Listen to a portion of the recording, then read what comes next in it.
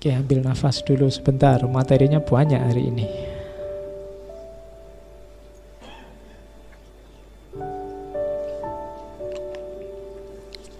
Wisdom, kebijaksanaan. Abundance of knowledge does not teach man to be wise. Jadi banyaknya pengetahuan tidak akan mengajari orang untuk bijaksana.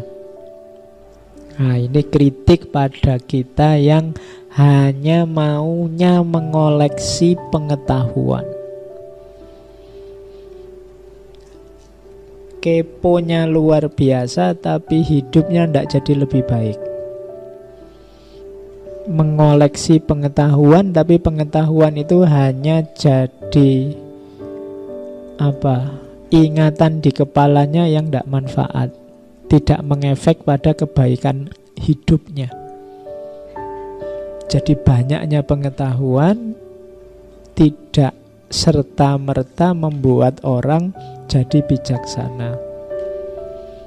Tidak harus kamu kaget kalau ada orang yang apa saja ngerti, ditanya apa saja bisa jawab. Belum. Dia bijaksana kalau apa yang dia ucapkan, apa yang dia sampaikan, apa yang dia tahu melahirkan hikmah, kebijaksanaan dalam kehidupannya. Itu baru disebut orang bijaksana. Kalau hanya tahu saja belum disebut bijaksana. Karena kalau sekedar tahu, anak kecil juga bisa menghafalkan teori-teori, menghafalkan konsep-konsep, kemudian disampaikan ulang. Oke, jadi tidak sekedar tahu. Yang kedua, those who love wisdom must investigate many things. Orang yang cinta kebijaksanaan, berarti para filosof, itu bukan orang yang hanya ikut saja apa yang ada di sekelilingnya, tapi juga investigate. Dia meneliti, dia juga menyelami banyak hal. Jadi filosof itu tidak cuma membaca dari luar, tapi juga menyelami ke dalam. Jadi those who love wisdom must investigate many things. Harus menginvestigasi banyak hal.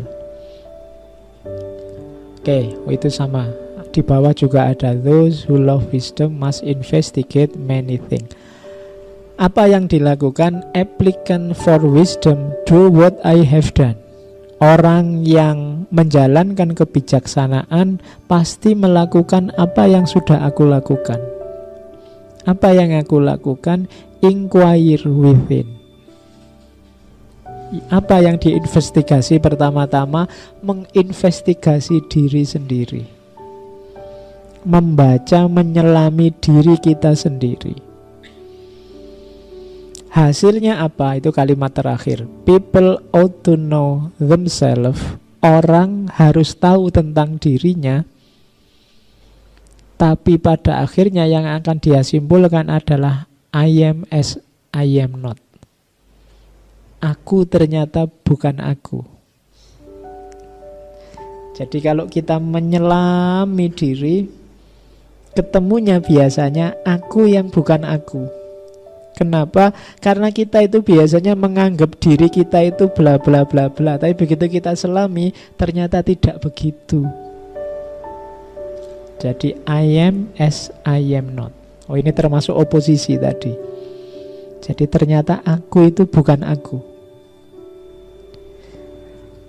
Kamu menganggap dirimu bijaksana, kamu menganggap dirimu mahasiswa yang tekun, yang rajin, prospek ke depan cerah.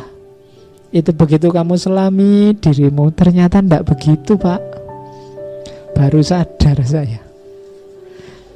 Ternyata saya selama ini kegeeran, Pak. Tak anggap aku itu penting gitu. Ternyata sama sekali enggak. Tak anggap teman-teman itu kalau muji-muji saya itu benar-benar muji. Ternyata basa-basi. Tiap ketemu kok bilangnya, wah tambah ganteng aja. Ternyata basa-basi, Pak. Saya baru sadar sekarang.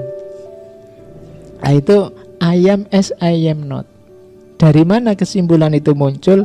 Inquire within tadi, kita menelaah ke dalam diri.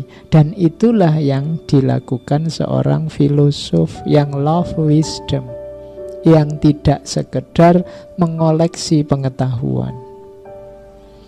Jadi jangan cuma mengoleksi pengetahuan, tapi bacalah.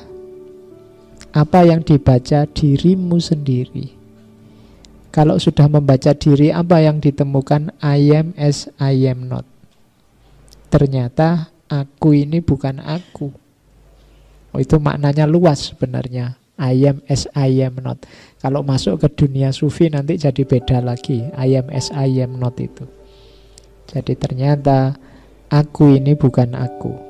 Aku yang dulu bukan aku yang sekarang.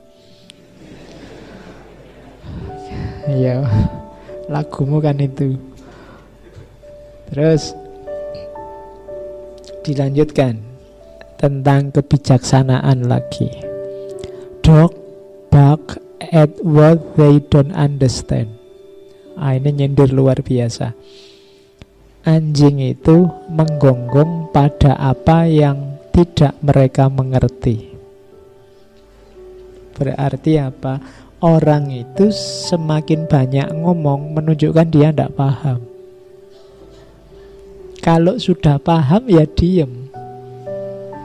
Biasanya begitu.